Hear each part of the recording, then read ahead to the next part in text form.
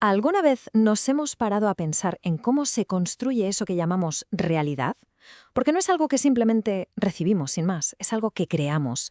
Hoy vamos a hacer precisamente eso, vamos a desmontar esa creación, a explorar las herramientas con las que nuestra mente, segundo a segundo, da forma a todo lo que experimentamos. Es un viaje, la verdad, alucinante a la propia maquinaria de nuestra conciencia. Y esta es la gran pregunta que nos va a guiar, que, ojo, no se trata de filosofía abstracta para nada, sino de procesos psicológicos muy concretos que dan forma a todo lo que vemos, sentimos y recordamos. Es quizá el rompecabezas más personal y fascinante que existe. Para entender esta construcción, nos vamos a apoyar en cuatro pilares fundamentales. Primero, la atención, que es la que dirige nuestro foco. Luego, la percepción, que interpreta los datos que nos llegan. Le sigue la memoria, que nos da el contexto, la historia. Y finalmente, la consciencia, que es el gran escenario donde todo se integra. Vamos a analizar cada uno en detalle. Muy bien, pues empecemos por el primer pilar, la atención. Es la función que nos permite concentrar nuestra energía mental.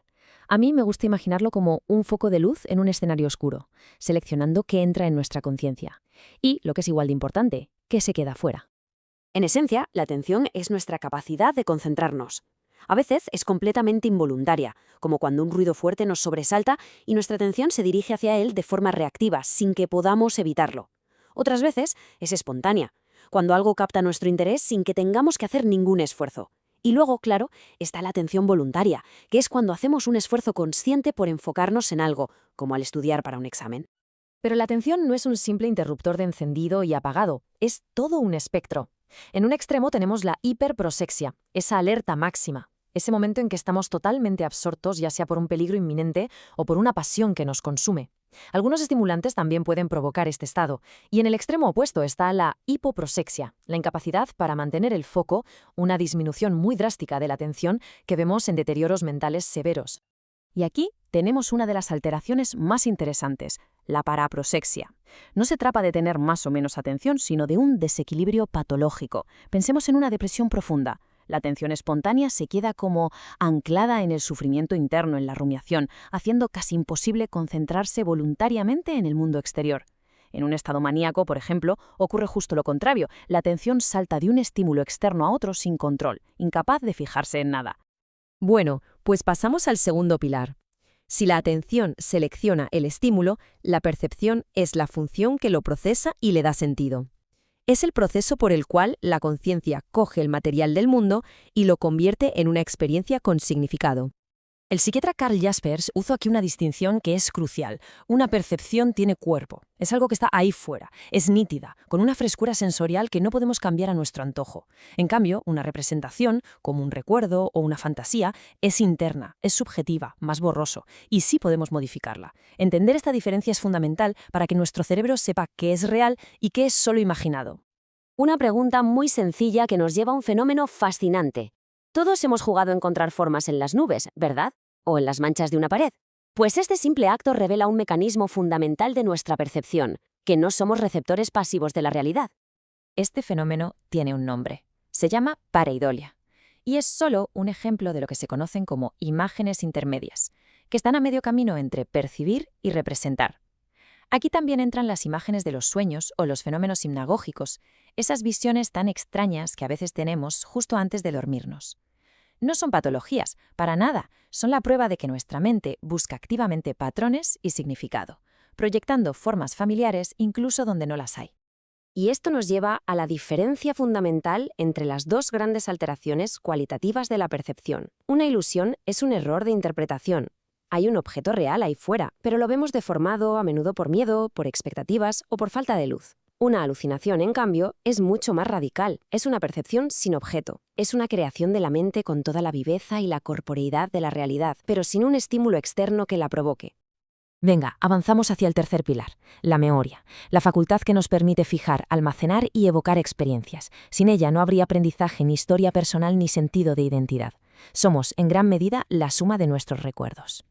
El proceso para crear un recuerdo se puede desglosar en estas 4 etapas. Primero, la fijación, que es cuando la información entra y se codifica. Luego, el almacenamiento o conservación, cuando se archiva. Después, la evocación, cuando la recuperamos, ya sea queriendo o sin querer. Y finalmente, el reconocimiento, que es cuando confirmamos que ese recuerdo que hemos evocado es, en efecto, nuestro y pertenece al pasado. Y esto ilustra un principio trágico pero fundamental sobre la amnesia, la ley de Ribot. En las demencias, la memoria no se borra al azar, que va, se pierde en orden cronológico inverso. Lo último que aprendimos es lo primero en desaparecer, mientras que los recuerdos de la infancia, los más antiguos, son los que más perduran. Esto demuestra que los recuerdos más viejos están más consoldados, más grabados en nuestro cerebro. Aquí no hablamos de perder recuerdos, sino de reconocerlos mal. Las paramnesias son fallos en esa última etapa del proceso. El más famoso es el déjà vu, esa extraña e inquietante sensación de que una situación completamente nueva ya la hemos vivido. Y su contrario, el jamais vu, es igual de desconcertante, la sensación de no reconocer algo o a alguien que nos es totalmente familiar. Son como glitches fascinantes del software de nuestra memoria. Y llegamos al pilar final, el que lo une todo. La conciencia es el gran escenario donde la atención, la percepción y la memoria se integran para crear la película continua y coherente de nuestra realidad subjetiva. Es simplemente el darse cuenta de lo que nos pasa. Siguiendo la propuesta del psiquiatra Henry A., podemos definir la conciencia como la organización de lo que sentimos aquí y ahora. Se puede medir por su claridad o nitidez, como el brillo de una luz, y por su amplitud, que es el ancho del campo que ilumina, la cantidad de cosas de las que somos conscientes a la vez. Y lo fundamental es entender que para que la conciencia funcione, los otros tres pilares tienen que estar sólidos. Ojo, es vital no confundir estos dos términos. El delirium es una alteración de la conciencia, es un estado de confusión mental aguda, una nube en la conciencia, a menudo con alucinaciones visuales. Pensemos en una intoxicación o en una fiebre muy alta. El delirio, en cambio, es una alteración del pensamiento. Ocurre con la conciencia perfectamente clara y lúcida, y es una idea falsa que se sostiene firmemente y que es imposible de rebatir con la lógica. La claridad de la consciencia puede deteriorarse siguiendo un espectro. Empieza con la obnubilación, que es un leve enturbiamiento, como estar medio dormido. Puede progresar a un estupor, un estado de confusión profunda del que es muy difícil sacar a la persona, y el grado máximo es el coma, la abolición total de la consciencia vigil. Al final de este recorrido queda claro que la realidad que damos por sentada es, en el fondo, una construcción psicológica increíblemente compleja. Una obra maestra, sí, pero también asombrosamente frágil. Venga, repasemos los puntos clave. La atención selecciona. La percepción interpreta. La memoria contextualiza. Y la conciencia unifica. Son un sistema totalmente interdependiente. Un fallo en la atención impide que la memoria funcione bien. Un fallo en la percepción puede generar recuerdos falsos. Toda la estructura de nuestra realidad depende de que cada uno de estos pilares esté en su sitio. Y con esto concluimos, dejando una pregunta en el aire. Si todo lo que experimentamos es una construcción activa de nuestra mente, ¿qué tan nítida es realmente la frontera entre el mundo de ahí fuera y el mundo que creamos aquí dentro? Una reflexión para seguir explorando.